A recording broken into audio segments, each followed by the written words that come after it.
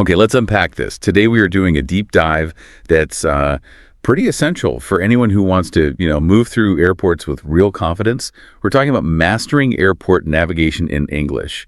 And I mean mastering it. This isn't about just getting by with a few basic phrases. It's a whole fluency strategy, something that can really change your travel experience from stress fest to, well, smooth sailing. That really is the heart of it, based on the research we've looked at. What the sources really stress is that getting good at the airport thing, it isn't just one skill. It's actually like a two-part journey, linguistically speaking. Often people just think, okay, airport words, but the language you need, and maybe more importantly, the reason you're using that language, it splits into two pretty distinct levels. Oh, I like that framing. Two distinct levels. It makes it clear for you listening. It's not just what to say, but why. So a strategic approach, not just a phrase book. And we have to start with the basics, right? The foundation. Exactly. We're calling this first part the essential functional toolkit. This sits firmly in that A2 to B1 level of English proficiency. For part one, the goal is really straightforward: functional confidence. It's about getting rid of that awful anxiety that comes up when you're worried about the language barrier during travel. It's purely transactional survival. You need to be able to do the necessary steps, check in, get through security, find the gate without feeling totally stressed out. Yeah. That's the bedrock. Yeah, and that's huge, because if you can handle those basic mechanics, if you won't just freeze at the check-in counter because you didn't understand something simple, you automatically lower your stress levels. But then, like you said, there's a big shift. That takes us to part two. The C1 level. Right. C1 advanced mastery. And this is where, for me, it gets really fascinating. This is where the deep dive really kicks in. At the C1 level, you stop just, doing what you're told step by step. You actually start strategizing the whole experience. The focus moves completely. It becomes about nuance, about applying social strategy, understanding the cultural subtext that's baked into language choices. The goal isn't just get on the plane, survive the delay. It's about actively shaping things, subtly influencing outcomes, maybe getting that upgrade or handling a massive flight delay with such, grace that the airline staff genuinely want to help you out. So the mission for you listening today, it's pretty ambitious then. We're going beyond just basic communication towards strategic navigation, mastering what the source material calls the airport ballet. It's this kind of linguistic and social performance, really, designed to make travel smoother, less stressful, and maybe even get you a better deal. Yeah. Exactly. And mastering that ballet, that's what shifts you. You go from being just another passenger getting processed by the system to being a really savvy traveler, an active participant, almost a partner in the process who can navigate and maybe even influence this big, complex system. Okay, let's build that foundation first. Let's start with part one, the essential functional toolkit, the A2B1 level. Excellent. Right at the beginning. The check-in desk. That first interaction, right, when you walk up to the counter, it feels quite significant, doesn't it? It kind of sets the tone emotionally and linguistically for the next few hours. It really does. It's the first negotiation of your journey, in a way. You're finding the right counter for your airline. Maybe it's a traditional desk. Maybe it's just a bag drop now. And the research suggests something important right away. Use the right words, the correct terminology. Even if your accent isn't perfect, using precise terms signals you're prepared. Okay, so who are we actually talking to? What are the professional terms we should be using? Good question. You're talking to the check-in agent, or maybe counter staff, or the airline representative. Best to avoid being too casual here. These people hold the keys, basically. Boarding pass, seat assignment, getting your bags checked. Right. And before we even say anything, the source material highlights something really clever.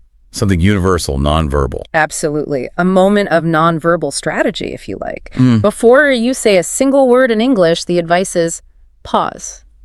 Make genuine, calm eye contact. And offer a real smile. It sounds so simple, a smile. But I guess in that high-stress environment, people might forget just how powerful it is. What's the thinking behind that, the effect on the agent? Well, think about their day, right? They deal with hundreds of people. Many are anxious, maybe running late, probably a bit frustrated already. That smile, it works like a nonverbal signal. It says, hey, I'm friendly, I'm cooperative. You establish a little bit of positive rapport right off the bat. It makes the agent just, more receptive to whatever comes next. It really cuts down on friction. Okay, so rapport established nonverbally. Smart. Right. Now, the words, the linguistic anchor, that core phrase to get the check-in process going smoothly. Okay, the anchor phrase needs to be short, clear, and polite. Three key parts: greeting, intention, politeness marker. The go-to A2B1 phrase is, "Hello, I'd like to check in for the flight to your destination, please." Simple, effective. Hello, I'd like to check in for the flight to Berlin, please.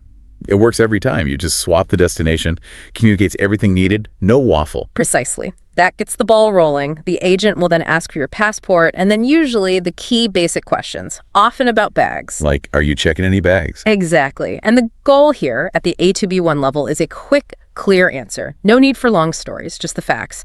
Yes, just this one suitcase, or maybe, no, I only have carry-on. Or just this backpack and a small roller bag. Clarity and efficiency are key. What about those slightly trickier but still pretty standard security type questions like, did you pack these bags yourself or have they been with you the whole time? Right. Still fundamental A2B1 territory. Here, functional confidence means direct answers. Simple affirmations, yes, I did, and yes, they have. We're not getting into a deep discussion here. You're just giving the required answers for security. If you didn't quite catch it, the A2 skill is asking politely for a repeat. Sorry, could you please say that again? Okay, bags tagged, passport scanned. Then the agent usually gives you directions or instructions for the next step. This is a critical listening moment, isn't it? You have to understand, even if you don't need to say much back. Absolutely vital. You need to be ready to catch phrases like, okay, security's just over there past the big duty-free shop. Or maybe you need to go up the escalators to the B gates. Or, the really crucial info, your flight boards from gate 42 at 10:30. Boarding will close 10 minutes before departure. Catching those numbers, times, and locations, that's the A2 challenge right there. Check-in done. Success. Now we move into a totally different zone, security. Yeah, the linguistic demands change completely here. At check-in, you were starting the conversation. In the security line, you switch to mainly passive mode. It's about understanding and quickly complying with direct commands. Often they're quite loud commands from the security officers. It's a high-speed, high-efficiency, pretty low-patience environment. It really is a rapid-fire listening test. Yeah. No time for polite chat or hesitation. Yeah. It's all about safety and keeping that queue moving. If you misunderstand, you block everything up. Exactly. And the stakes feel higher, don't they? Misunderstanding a command at security could mean getting pulled aside, causing delays, maybe even seeming like you're not cooperating. So the A2B1 traveler absolutely needs to recognize those key instructions instantly. Okay, let's break down the must-know commands. What are the big ones? We can group them. First, the take stuff out of your bag commands. You need to react immediately to things like, laptops and large electronics out of your bag, please. And the classic, any liquids need to be in a clear plastic bag and placed in the tray separately. Recognizing keywords like laptops, electronics, liquids, out, separate. That's the functional need. Okay, then there's the stuff you need to take off. Right. The remove from body commands, things like, please remove your shoes and belts, or simply empty your pockets into the tray. If you've got a big coat or lots of jewelry, you might hear, take off your jacket, please, or any large metal items off. The A2B1 skill is recognizing those action verbs. Remove, take off, empty, place. I think people sometimes panic if they're unsure about a specific item. But even in this super strict zone, the A2B1 toolkit allows for a quick, simple question, right? Yes, and that's important functional communication. If you're holding, say, your tablet and you're not sure, excuse me, does my tablet need to come out too quick, direct, or should I take my watch off? It gets the info you need without holding things up too much. It shows you want to comply. You just need clarification. Okay, security cleared. Phew. Another hurdle overcome. Now, the last big logistical step before relaxing at the gate, actually finding the right gate and figuring out boarding. Big airports can be like mazes. It's all about managing information dynamically now. You've got your boarding pass that tells you the expected gate number and boarding time, but you also have to check the departures board. Those big screens are crucial for real-time updates. The A2 skill here is putting that info together. Knowing the boarding time is usually before the departure time, and crucially, realizing the gate number on your pass might change last minute. Always check the screen. And inevitably, you get a bit lost. Happens to everyone. So the functional skill of asking for directions is vital. What's the best A2 phrase for that? Keep it simple and polite. Always. Maybe two main ways. If you're asking someone official, like airport staff, excuse me, can you tell me where gate C15 is? Direct and clear. And if you're asking just another traveler, maybe someone who looks like they know where they're going. You could soften it slightly, acknowledging they might not know. Excuse me, do you happen to know which way the B gates are? Or just pointing towards a sign. Excuse me, is this the way to the D gates? Focus on the gate letter or number you need. Finally, you found the gate. Now it shifts back to listening, right? Listening for the boarding announcements. And it's not just boarding now, is it? There's usually more specific info. Yes, you need to listen for your specific boarding group. Airlines use different terms. Group 1, Zone B, maybe priority boarding, or sometimes just rows 25 through 40 now boarding. You absolutely have to recognize the term that applies to you so you know when it's your turn to get in line. Keeps things moving smoothly. Okay, that brings us to the end of the A2B1 toolkit. Arrival, check-in, security, finding the gate, understanding boarding. Mastering this functional language makes such a difference. Just reduces that baseline travel stress hugely. You know you can handle the mechanics. It's your safety net. You've done everything needed to physically get yourself onto that plane. You've executed the transactions. And now, the pivot. Yeah. This is where we leave that essential functional toolkit behind us. We're stepping up, moving into the C1 level, where fluency isn't just about getting by, it's about active strategy. This is where it gets really interesting. It's a huge shift, isn't it? The C1 goal is different because it changes who's in control, in a sense. You move beyond just surviving the process to actively mastering the airport ballet. It becomes this conscious performance where, ideally, every word, even your tone, is chosen for strategic effect. It's about shaping the environment, anticipating issues, influencing outcomes, not just reacting to whatever the bureaucracy throws at you. It's a different mindset. Proactive instead of reactive. Like going from being a good student following instructions to being a savvy player who understands the game well enough to, well, maybe bend the rules slightly in your favor. And to really illustrate this, let's go right back to the check-in desk, but approach it with C1 level sophistication. Okay, let's contrast the A2 approach with the C1 approach. Take wanting a specific seat, say an aisle seat. The A2 traveler, focused on function, might just state, I want an aisle seat. It's direct, sure, but it's also a demand. Easy for the agent to just say, sorry, none left. Right. So how does the C1 speaker handle it? They use these strategic softeners you mentioned, these phrases that signal something subtly different. Exactly. Strategic softeners are key. They're linguistic signals that basically tell the agent, look, I get it, you're busy, the flight might be full, and this might not be possible, but by using these, you kind of hand the power back to the agent. You make the request conditional on their ability to help. It makes them feel empowered, not commanded. You're managing expectations up front. Okay, give us the full C1 version. How would that request for an aisle seat sound, strategically? All right, I might start with acknowledging the reality. Hi there. I know the flight's probably quite full today, and I totally understand if this isn't possible. That's softener number one, validating their situation. Then comes the conditional power phrase.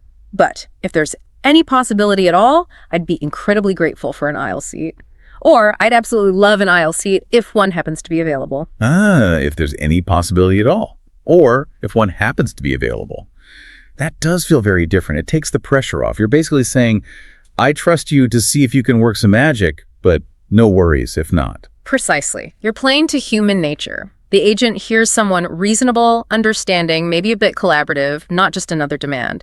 They're suddenly more inclined to actually look properly, maybe check a different screen, maybe even hold a good seat for you if one opens up. This principle must be even more critical when it comes to the really sensitive topic of upgrades, right? You definitely can't just ask for an upgrade at C1 level. Absolutely not. Demanding an upgrade is the quickest way to get a firm no. The C1 speaker frames it totally differently, as a kind of low-pressure curiosity, almost an afterthought, making it clear that no is the expected answer. The goal is just to plant a seed, subtly. So what language achieves that subtlety? How do you phrase that? You might start by asking about the flight's status, showing you understand the context. I was just curious about the load on today's flight. Looks pretty busy. Okay. And then you gently slide in the strategic question, are there any opportunities for an upgrade by any chance? By any chance. There it is again. That little phrase makes it sound so casual, almost like you don't really expect it. It's the ultimate low-pressure probe. If you ask directly, can I get an upgrade? The agent almost has to say no immediately just to manage the situation. But asking by any chance signals that no is fine, it's expected even, but you've given them an easy, graceful way to say yes. If the stars align, maybe someone didn't show up, maybe they oversold economy, you haven't cornered them. That linguistic maneuver opens the door of just a crack. The difference is crystal clear. A2 is about getting your needs met directly. C1 is about making the interaction smooth and pleasant, increasing the chance the agent might go above and beyond for you. That's it. Creating an atmosphere where they want to help rather than have to process you. Okay, let's shift from the relative calm of check-in to that moment we all dread, the flight delay or the cancellation. This is where A2 panic meets C1 strategy head-on, the ultimate test. Oh, yes. This is where the limitations of purely functional A2 language become painfully obvious. The whole environment shifts from orderly process to often chaos and frustration. The absolute number one goal for the C1 speaker here is securing the best possible outcome for themselves, and that often hinges entirely on how the stressed out staff member perceives them. Rule number one, absolutely critical. No anger, no blaming, no accusations. Marching up to the counter and demanding, why is my flight delayed? What are you going to do about this? That just builds a wall instantly. You'll get the bare minimum, probably delivered without a smile. Totally counterproductive. The gate agent is probably having the worst day. They're juggling bad information, angry passengers. It's rough. So the C1 traveler needs to start by building rapport instantly. Show empathy. Disarm the agent before you even state your problem. What does that sound like? That disarming opening line. Acknowledge their reality first. Hi there! Wow, I can see you're incredibly busy right now, and this must be a really stressful situation for everyone. Something like that. That's clever. Just by saying that, by acknowledging their stress, you've immediately set yourself apart from the sea of angry faces. You've signaled, I'm reasonable, I see you. You've created a tiny bubble of calm. Only after you've made that human connection do you gently transition to the problem. And crucially, you frame your problem as a shared issue that needs their expert advice to solve. So you're not demanding they fix it, you're asking for their guidance. How do you phrase that part? State your specific issue clearly. Okay, so with this new delay, my concern is that I'm now likely to miss my connecting flight in Chicago, which is the last one of the day. Pinpoint the problem. Then, the C1 magic phrase. I was wondering if you could perhaps advise me on the best course of action here. Advise me on the best course of action. Wow, that is linguistically brilliant in this context. It reframes the whole interaction. You're not a victim demanding compensation. You're a proactive partner seeking expert consultation. You respect their knowledge and you're asking them to use it. And psychologically, that's far more effective. You're inviting them to use their system knowledge about alternative flights, partner airlines, rebooking rules, hotel vouchers to help you. You're basically shifting the conversation focus from blame, your airline messed up, to strategy. Okay, we have the situation. How can we, using your expertise, navigate it best? Well, let's dig into that a bit more because delays are high stakes. If it's a really long delay, overnight maybe, what's the C1 language for securing things like a hotel or meal vouchers without sounding demanding? Same principle. Maintain that collaborative procedural tone. You might say something like, okay, given the length of this delay, it looks like I'll need to find accommodation. Could you please clarify what the airline's policy is regarding hotel vouchers for delays over X hours? Notice the phrasing.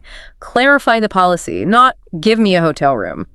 It keeps it professional and focused on procedure. And what if the agent seems overwhelmed or maybe a bit resistant? You reiterate the goal, maybe even offer a solution yourself if you've had time to look one up. I completely appreciate how much you're juggling with rebooking everyone right now. If it helps at all, I quickly checked online and saw flight 789 on your partner airline still shows availability. Would checking if rerouting me that way is a possibility be feasible? Well, you're doing some of the legwork for them. Presenting a potential solution makes it much easier for them to say yes. That level of preparedness and helpfulness is pure C1 strategy. That is incredibly smart. You're not just asking for help. You're offering a pre-vetted, easier path forward, reducing their workload in a moment of crisis. Exactly. Make the solution easy and your chances of getting it shoot way up. Right. Let's assume we've navigated the delay. We're finally on the plane. Does the C1 strategy stop there? Or does it extend to interacting with the cabin crew, the flight attendants? Oh, it absolutely continues. The C1 speaker doesn't just see the cabin crew as people bringing drinks. They see them as potential allies, people who can really influence how pleasant or unpleasant your flight is. The goal is connection, personalization, right from the start. And that starts literally as you step onto the plane, doesn't it? That simple hello or good morning with genuine eye contact to the crew member, greeting people at the door. And if you can do it naturally, using their name, if you happen to spot their name tag clearly, making a mental note and then using it later, excuse me, Sarah, or thank you so much, Ben, it instantly personalizes the interaction. Your brain registers a name differently. You stand out subtly from the hundreds of faces. Okay, and back to our C1 tools, softers. using them strategically on board. We can't just flag someone down and say, hey, I need a pillow. Definitely not. On board, the C1 request needs to show you're aware of their workload and the constraints of being on a plane. Requests should ideally be conditional on their availability and timing. Give us the gold standard C1 phrasing. Let's say you need a blanket. Okay. You'd wait for an appropriate moment, catch their eye politely, and say, "Excuse me, when you have a free moment, I was wondering if it would be at all possible to get a blanket. Thank you." There they are again. Multiple softeners working together. When you have a free moment, acknowledges their busy job. Would it be at all possible? Acknowledges that maybe they've run out or they're in the middle of service. It's peak C1 politeness. And the follow-up matters too. When they bring it, a genuine, warm, "Oh, thank you so much, I really appreciate you grabbing that for me," reinforces that positive connection. This consistent, low-key demonstration of respect means that if there is a limited resource later, maybe the last preferred meal choice, or an extra bottle of water when supplies are low, you're likely the passenger they'll remember positively and want to help. It almost sounds like a kind of social engineering, but in a positive way. Using language to gently optimize how staff respond to you. You could certainly see it that way. It's applied linguistic awareness. Using the recognized conventions of advanced English politeness strategically to make your own experience better and arguably make their job a little easier too. Okay, we've landed. Handled the flight interactions gracefully. Now the final hurdle, often quite intimidating, immigration and customs. That interaction with the immigration officer or border control officer, high stakes, requires precision. Absolutely. This is where clarity under pressure is tested. These officers are trained to spot hesitation, vagueness, anything that seems inconsistent. The C1 traveler's goal is to be crystal clear, concise, and proactively remove any potential doubts or need for follow-up questions. The standard A2 answer to purpose of your visit might just be tourism, which works technically, but it's minimal. It invites more questions. Right. The C1 speaker anticipates those likely follow-up questions. They know the officer needs purpose, duration, maybe basic plans, so they provide that up front, concisely. Moving beyond single words to a brief, informative statement. Give the contrast again, A2 versus C1. Okay, instead of just the A2 business, the C1 speaker might say, "I'm here for a 3-day marketing conference for my company, XYZ Corp. I'll be staying at the downtown Marriott." Purpose, duration, affiliation, accommodation, all there. And for tourism. Instead of just holiday, the C1 speaker might offer, "I'm here on holiday for 2 weeks. My plan is to spend 5 days in London, then take the train up to Edinburgh for the rest of my stay." Purpose, duration, basic itinerary. Clear, organized, legitimate. That feels much more effective. You're basically answering the officer's mental checklist before they even ask the questions. It projects confidence and organization, which likely speeds things up because you seem like less of a potential issue. You've lowered their cognitive burden, essentially. They don't need to probe with "how long are you staying" or "where are you going next." You've volunteered the key info efficiently. It's precision speaking, maximum relevant information, minimum fuss, delivered calmly. Okay, immigration cleared, customs cleared, we head to baggage claim, and then that final potential nightmare. The bags haven't appeared. The ultimate test of keeping that C1 cool. Right. The A2 reaction is understandable frustration, maybe accusation, "Where's my bag? You've lost it." But the C1 approach has to be completely different. It needs to be purely procedural. It's about starting the official process, not venting or blaming. The key is taking the accusation out of it when you talk to the airline rep at the baggage services counter. How do you phrase that calmly, procedurally? The calm, neutral statement is crucial to get the ball rolling on the fix. "Excuse me, I'm afraid my checked bag doesn't seem to have arrived on flight BA123 from Heathrow. Could you please direct me to where I can file a property irregularity report?" Doesn't seem to have arrived. That's nicely neutral, factual. And using the official term, property irregularity report, immediately signals you understand the process and you're focused on that, not on yelling. Exactly. You're treating it like the formal procedure it is. That instantly positions you differently in the staff size. And then you need C1 language for the follow-up to make sure that report actually leads somewhere. What are those essential C1 follow-up questions for lost luggage? Okay, once the report is filed, you need specifics. Things like, "Could you please confirm the specific reference number for this report?" And critically, what is the best phone number or website to use to track the status of this report? You might also ask, are there provisions for essential items if the bag is delayed over 24 hours? And maybe, can you confirm the time frame after which the bag is considered officially lost for insurance claim purposes? These are procedural, specific, and ensure you have the info needed to manage the situation and pursue compensation later if necessary. That is true strategic mastery, right to the end. Yeah. You're not just complaining, you're methodically executing the final stage of the airport problem-solving process. And then finally, as you hopefully leave the airport, maybe with your bag, maybe with just a report number, the C1 approach suggests a graceful exit. A final, sincere, thank you for your help to the staff who assisted you, whatever the outcome. It closes the loop. You've maintained that C1 composure, collaboration, and strategic politeness from the moment you walked in. So there we have it. We've gone from that foundational A2B1 toolkit, really just about survival and getting the transactions done, all the way up to this sophisticated C1 level, strategically shaping the entire travel experience. The difference really is striking when you lay it out like that. What's the big takeaway for the traveler then? The impact is huge, really, both in tangible results, maybe getting that better seat, getting rerouted faster during a delay, and just in your own head, your psychological state. It means you're moving beyond just letting the airport system happen to you to actively influencing it. C1 mastery lets you handle disruptions gracefully, build rapport quickly, and genuinely lower the stress in what's often a pretty tense environment. It really highlights how much power there is in choosing your words carefully. You shift from being just another face in a long line to being this proactive, savvy traveler, someone whose calm approach and clear communication are actually valued by the staff, precisely because of how you communicate, using language as a tool for, for managing the relationship in that moment. A linguistic strategist, you could say. Armed with softeners, procedural know-how, and collaborative phrasing, ready for whatever the operational reality throws at you. And if you connect that to the bigger picture, it really proves that advanced language skill isn't just about knowing more vocabulary or grammar. It's about having the social and cultural intelligence to pick the perfect word or phrase in a high-pressure moment to get the best possible result. And sometimes, after a long flight, you feel exhausted. You might think, I don't have the energy for this airport ballet. But what the research seems to suggest is that having these strategies ready actually saves energy because you're not scrambling or panicking. You have the efficient scripts ready to go. That's a key psychological point.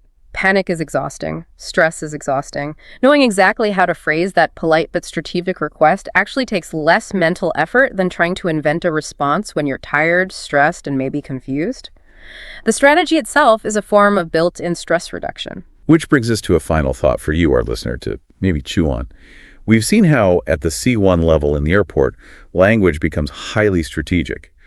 From that initial, I was wondering if, for a seat, to that crucial, could you advise me, during a delay. So if you recognize this conscious strategic use of language in this specific context, how might that change how you approach other stressful, maybe bureaucratic situations in your everyday life? Yeah, think about taking these C1 airport principles outside the terminal. Like maybe dealing with, an insurance company after a minor car accident. Instead of getting angry and demanding, why won't you cover this? The C1 strategy might sound more like, okay, I've reviewed Section 3, subsection B of my policy regarding this type of incident. I was wondering if you could advise me on precisely what documentation you require to satisfy the criteria outlined there. Procedural, informed, collaborative. Or dealing with a utility company about a billing error. Or maybe a government office where you need something specific processed. Shifting away from accusation towards these collaborative requests for advice, for clarification on procedure, you're kind of using the system's own logic back at it. Exactly. Start looking for the subtle strategy behind the words everywhere.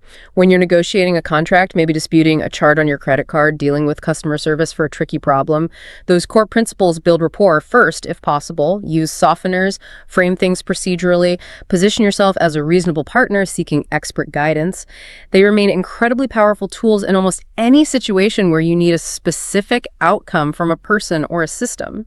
The airport ballet.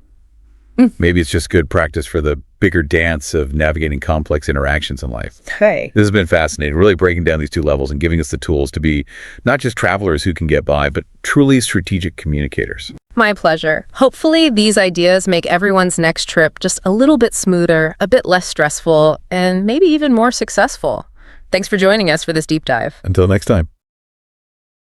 Welcome back to the deep dive. Today we're really digging into a pretty intense communication zone, the international airport.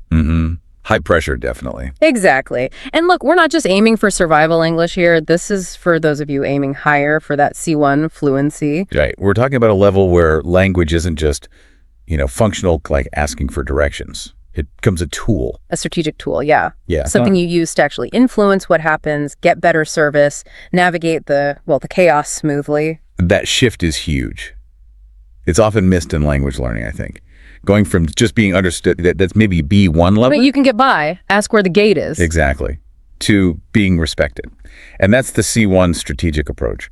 Using subtlety, showing you get the situation, priming the staff, the agent, the officer to actually want to help you. Okay, so that's our mission today then. Unpacking those techniques for, let's call it, advanced mastery. We've been calling it the airport ballet. The airport ballet? I like that because every word, every little phrase, it's calibrated, right? Mm-hmm. Not just for clarity, but for its effect. It's strategic effect, yeah. Yeah. On the staff, on the whole experience. We're going to show you how subtle changes in phrasing can, genuinely increase your chances of getting what you need, even something difficult, without sounding demanding. It's about the cultural weight, the strategic weight of how you say things. And recognizing that these key airport moments, check-in, delays, border control, they're naturally friction points, potential conflict zones. Right. Everyone's stressed. Everyone is. The strategic speaker uses language to just neutralize that friction right away. Turns someone who might see you as just another problem into, an ally, someone motivated to help. Okay, let's break down how that works. Let's jump into the first big one, the check-in desk. Right at the start, sets the tone. This is where the idea of softeners really comes into play. We've seen this emphasized in a lot of the materials on advanced communication, especially in service contexts. Softeners. Okay, so that's more than just please and thank you. Oh, much more. Think of them as strategic modifiers, like conditional clauses, if it's possible, or modal verbs, would it be possible, things like that. That's it. They transform a blunt demand, like, I want this, into a polite request that also shows it might not be possible. And that's key. It lowers the agent's defensiveness straight away. Okay, let's make this concrete. Common scenario. Getting the seat you want. The, let's say, B1 approach. Might just be, I want a window seat, clear, functional. But blunt. Very blunt. Yeah. And if the system says no, you probably just get a flat no. End of story. There's no wiggle room created. Because it sounds like a command, I want. Exactly. It Yeah. uses that declarative I want, which subconsciously or not puts the agent on the back foot. They either comply if the computer allows or resist. The C1 speaker avoids that completely. They start differently. How? By acknowledging the situation. Yes, leading with an acknowledgement of, operational reality. Okay, so give us the C1 masterpiece for a seat request. All right, the phrasing we'd advocate based on these principles is something like, I know the flight is probably quite full, but if there's any possibility at all, I'd absolutely love an aisle seat. Okay, wow, lots going on there. Let's break that down. Starting with, I know the flight is probably quite full. Why lead with that? Well, two big reasons. First, you're showing you're not clueless. You get how airlines work, you understand constraints, you're not just making blind demands. Right, you sound reasonable. And second, maybe more importantly, you're managing your own expectations out loud. You're basically saying, look, I get it if you can't. That makes the agent feel less pressured, less defensive if the answer is no. Takes the pressure off them. Okay. And then the core request, framed with that softener. That's the strategic gold. Yeah. If there's any possibility at all. That little phrase, at all, it really dials down the intensity. Makes it sound very conditional. Extremely. It changes it from, give me this seat, to something more like, look, if the stars align and the system somehow allows it, I'd be really grateful to be considered for this. And the verb choice, too. I'd absolutely love an aisle seat, not I want or I need. Right. I would look, it's soft, it's hypothetical desire, it shows preference, sure, but it's not a demand. It keeps things graceful if the answer is no. So the psychology is, if they say no, you haven't really been rejected because you already acknowledged it might not happen. Exactly. You remain the polite, reasonable passenger. Uh-huh. And if they can do it, well, now they feel like they've done something nice for a pleasant person. It Yeah. encourages that little bit of extra effort. Okay, let's raise the stakes, the upgrade, the holy grail, right? And this is where people often, get it wrong. Too direct. Definitely. Too direct, too demanding. Subtlety is everything here. The strategy isn't to demand it. It's more about inquiring about the situation, planting a seed. A direct ask is a red flag for the agent. Often, yes. It can sound entitled. You need to frame it differently. More like you're curious about their operational work. Okay, so what's the C1 phrasing for that upgrade inquiry? It's calibrated for sophistication. Something like, I was just curious about the load on today's flight. Are there any opportunities for an upgrade by any chance? Okay, hold on. Load. That's industry speak, isn't it? We should clarify that. Good point. Yeah. Load basically refers to how full the flight is. Passengers, cargo, weight distribution, all that. So using that word is part of the strategy. It is. When the agent hears load, it subtly signals you understand that upgrades aren't just random perks. They're often tied to capacity management, maybe balancing the aircraft, operational things. So you're speaking their language, reframing it from I want something better to I'm curious about your logistics. Precisely. It validates their professional role. And then you have that classic softener again. By any chance. Yeah. Linguistically, by any chance, just shrinks the request way down. Makes it sound almost like an afterthought, like, just wondering. Probably not, but... Zero expectation. Exactly. Zero pressure. So now, if the agent checks, they're often doing it because you were polite and reasonable, maybe even because you showed that little bit of insider understanding with the word load, not because they felt obligated. Okay, but let's throw in some real-world grit. What if the agent is just slammed? Yeah. Stressed out, and they give you a really curt, no flight's full, next. How does the C1 speaker handle that? Keep the tone right. That's a great question. Happens all the time. The key is recognizing that curtness is probably about their stress, not you personally. Right. Don't take it personally. Don't. If you get that flat denial, the C1 move is to immediately validate their answer and just end positively. You could say something like, okay, understood. Thanks for checking that for me. I know you're busy. Appreciate it. So you acknowledge their effort, even though the answer was no, and you acknowledge the pressure they're under. Yes. You've shaped your request strategically. You got an answer, even a negative one, and you closed it politely. You haven't added to their stress level. That's the goal at check-in then. Shape the request, manage the outcome, leave a good impression. Exactly. Because you never know if you'll need to interact with them again later. Better they remember the polite one. Okay, check-in navigated. Now, fast forward. We're at the gate. And, the dreaded announcement, delay, or worse. Right. Section 2, grace under pressure at the gate. This is, maybe the ultimate test where C1 communication really pays off. Because the natural reaction is panic. Right. Rush the desk. Or anger. Yeah. Blame. The A2B1 reaction is often, why is my flight delayed? What are you going to do about it? And we know that's the worst thing to do. Rule number 1, control the emotion, avoid blame. Absolutely. That approach just makes you another problem for the agent to manage. Their focus shifts from solving the airline's issue to dealing with your anger. So the C1 speaker knows the agent isn't the cause of the delay. But they are the key to the solution, or at least information. So the strategy has to start with empathy. Immediately. Okay, give us that opening line, the one that disarms them and sets a collaborative tone. It needs to show you see them. Something like, hi there, wow, I can see you're incredibly busy and dealing with a lot right now. This must be a really stressful situation for everyone. I like dealing with a lot right now. It's specific. It acknowledges their reality. It's like you're separating yourself from the angry mob that might be forming behind you. You are. You're validating their experience first. That flips the dynamic. Suddenly, you're not an adversary. You're someone who gets it. An ally, almost. Okay. Creates that psychological space for them to actually help. Exactly. They feel seen, appreciated, not blamed. So they're more likely to engage their problem-solving brain for you. All right. Rapport established. Now, state the problem, but not as a complaint. No, frame it as a shared logistical challenge. And you're asking for their expert advice. You're elevating them. Okay. Example. The delay means I'll miss my connection. What's the C1 inquiry? You want precision, but still collaborative. Try. With this unexpected delay, I'm getting concerned I might miss my connecting flight in, say, Chicago. I was wondering if you could advise me on the best course of action. Are there maybe any alternative routing options I should be looking at? Okay. Analyzing the language. Concerned, measured, not panicked.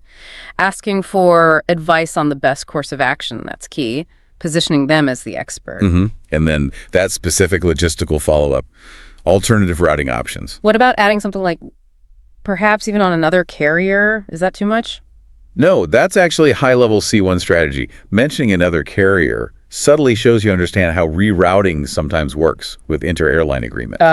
Displays knowledge of the system, not just helpless. Right. You're prompting them to use their deeper knowledge and system access, not just give a standard answer. Okay, let's crank up the difficulty. What if missing that connection isn't just inconvenient, it's critical? Like you miss starting a job or it messes up your visa. How do you convey that urgency without losing the politeness? Good one. You have to state the consequence clearly, but still frame it collaboratively. Maintain the grace, add the hard fact. How would that sound? You could follow up with something like, I absolutely understand this situation is complicated and likely beyond your direct control, but just so you have the context, missing this specific connection means I might actually violate the terms of my entry visa. Given how serious that is there any possibility at all of prioritizing exploring a reroute, maybe on a partner airline, before things get even busier here? Wow, okay. Absolutely understand. Beyond your control keeps the grace. But then, violate the terms of my entry visa, specific serious consequence. Gives them a reason to maybe try harder for you. Precisely. And using a word like prioritizing. You're not demanding special treatment. You're asking if the situation warrants a different operational approach. Exactly. It's an operational question framed politely. Okay, worst case, the agent just shrugs, says, sorry, nothing I can do here. Go wait in the massive line at the main customer service desk across the terminal. Now what? Ugh, happens. C1 strategy, stay calm, don't argue, confirm the instruction, but document it subtly, and maybe gently probe for escalation. How? Like this. Okay, thank you for explaining that. So just to be absolutely clear, you're advising the only option now is that main service desk queue. Understood. If that queue ends up being, extremely long, who would be the right supervisor or lead agent here at the gate I could check back with regarding the time-sensitive nature of my connection? Ah, very clever. You confirm their instruction, making it clear they offered no immediate help, and asking about the supervisor isn't a threat. No, it's framed as a procedural follow-up due to the urgent nature. You're signaling calmly that you're prepared to follow the process, potentially at a higher level if needed. The C1 speaker never shouts, they just escalate calmly if necessary. That's it. Grace under pressure isn't just being nice. It's the most effective strategy for getting things done in a crisis. Leading with empathy, framing collaboratively, escalating gracefully. That's C1 mastery in action. Totally. Okay, so we've navigated check-in, survived the delay drama. Now we're finally on the plane. Let's talk about interacting with the cabin crew. Right. Section 3, establishing connection with cabin crew. Often overlooked. People tend to switch off, just see them as servers. But the C1 speaker sees an opportunity, right, to build a connection. Absolutely. It's often a long flight. That human connection can make a real difference, especially if you need something later. And it starts the second you board, not just shuffling past head down. No. That simple, genuine hello or good morning, maybe it's thank you, with eye contact as you board it, huge. It takes half a second. But it registers. You're a person acknowledging them, not just seat number 34C. And in the next level, using their name, if they have a name tag visible. Oh, that's a powerful move. Make a quick mental note when you board. Then later, if they help you, saying, thank you so much, Sarah, or really appreciate that, Ben, it personalizes everything. Moves it from generic service to a human interaction. They feel seen. And people who feel seen and appreciated are just naturally more inclined to, go the extra mile if needed. Okay, so let's apply our softener principles here. In-flight requests. Say, I just want a pillow or a blanket. The B1 approach might be, I need a pillow. Or pillow, direct, maybe seems efficient. But demanding interrupts their flow. Exactly. They're juggling a million things, safety, service, other passengers. A blunt demand just adds to their workload pressure. So what's the peak C1 politeness phrasing? The one that respects their work and gets you that pillow with a smile. It's a masterclass in layering politeness and acknowledging their reality. Something like, excuse me, sorry to bother you, but when you have a free moment, would it be at all possible to perhaps get a pillow? Thank you so much. Okay, that's loaded. A triple softener, you called it earlier. Let's unpack that grammatically and strategically. It's pure C1. Okay, element 1. When you have a free moment, right off the bat, you're saying your time is important, your workflow matters, attend to this when you can. Shows patience, respects their priorities. Huge. Huge. Element 2. Would it be at all possible? That would makes it hypothetical, super low pressure. Not can you ability, but is it even in the realm of possibility? And adding at all, again, just like at check-in. Yeah, it shrinks the ask even further. Makes it sound incredibly deferential. It gives them an easy out if, say, they're genuinely out of pillows, without making them feel bad. But because you respected their time in element 1, they're usually very motivated to find one for you when they can. And the final touch, thank you so much. Said right then, not later. Closes the loop positively. You've used minimal pressure, shown maximum respect. Yeah. When they bring that pillow, it feels like a pleasant interaction for both of you. Builds that positive connection. Vital on long flights. So this strategic softening in the air makes you the easy passenger, the pleasant one they want to help, not the demanding one they have to manage. Precisely. And this applies to slightly bigger issues too, right? Like if your screen isn't working. Oh yeah, good point. The B1 might be my screen's broken. Accusatory. Puts them on the spot. The C1 approach frames it as a shared observation, seeking technical input. How would that sound? Maybe. Yeah. Excuse me, when you get a chance, I seem to be having trouble with my entertainment screen here. It doesn't seem to be responding. Is this something you're aware of, or is there maybe a reset I could try? Again, seems to be passive. Asking for advice, is this known? Is there a reset? Elevates them to the technical advisor role. Avoids blame. It's that consistent pattern. Collaboration over confrontation. Define C1 in these service situations. Okay, fantastic. We've landed. Smooth flight, hopefully. But now, a totally different interaction awaits. Border control. Yep. Complete shift in dynamics. Yeah. Section 4. Clarity and confidence at border control. So forget the softeners here. Largely, yes. This is a high formality, high authority zone. The immigration officer isn't looking for chatty empathy or conditional phrases. They need clear, concise, unambiguous facts. Their job is legal, security focused. So C1 mastery here isn't about being nice. It's about being precise. Exactly. It's about removing ambiguity, demonstrating legitimacy and organization through clarity. Because the basic approach, single words, business, tourism, it just invites more questions, right? Always. Because the officer needs more detail for their assessment. Business, what business, how long? Tourism, where, for how long? The C1 speaker anticipates and answers these follow-ups before they're even asked. Okay, let's take the standard question. Purpose of your visit, if it's work. B1 is business. C1 provides the necessary context immediately. I'm here for a 3-day marketing conference for my company, XYZ Corp. It starts tomorrow at the main convention center. See? You gave the what, the duration, the who, the where, all in one go. Leaves little room for follow-up. That's the strategic benefit. Precision signals preparation, organization, legitimate purpose. In that environment, efficiency is the signal of legitimacy. It makes the officer's job easier, faster. And for leisure, B1 is tourism, C1 is. Again, precise, showing a clear plan. I'm here on holiday for 2 weeks exactly, starting in New York for 5 days, then heading to Boston for 4, and so on.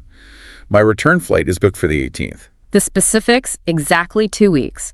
Naming cities, giving the departure date, that's what matters. Crucial. It leaves no doubt about your intentions or your planned duration.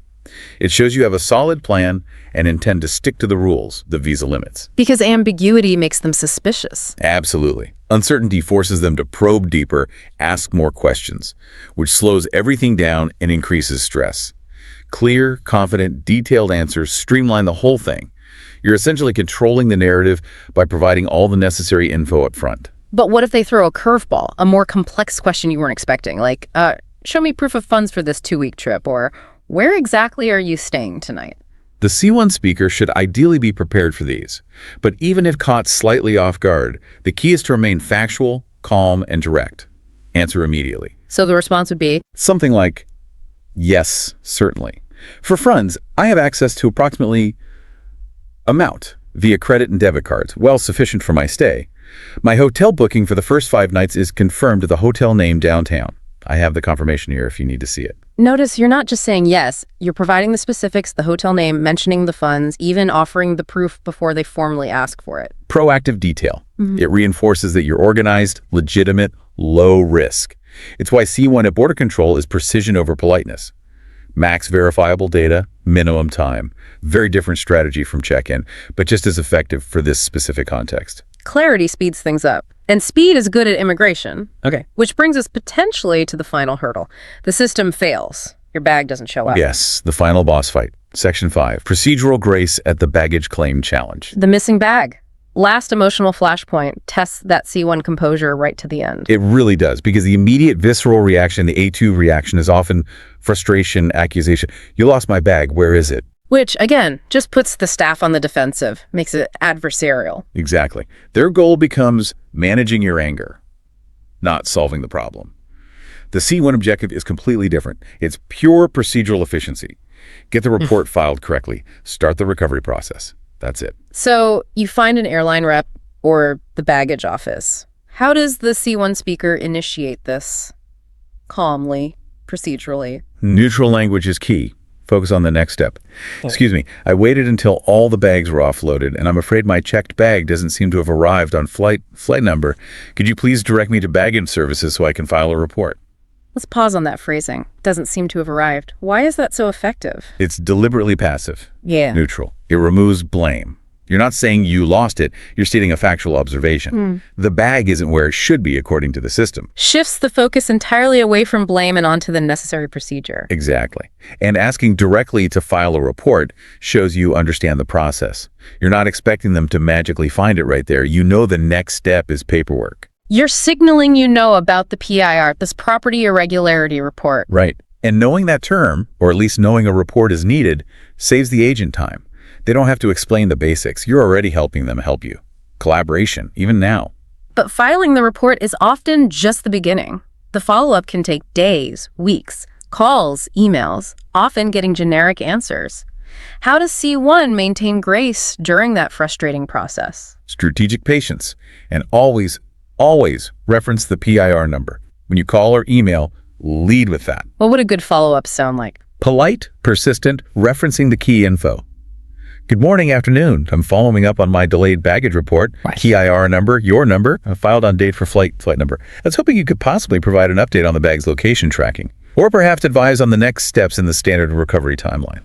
Still using could you possibly advise, keeping it collaborative. Focus on logistics, location tracking, next steps, timeline, not just where's my stuff. Professionalism right to the end, even when you're deeply frustrated. And that final procedural grace.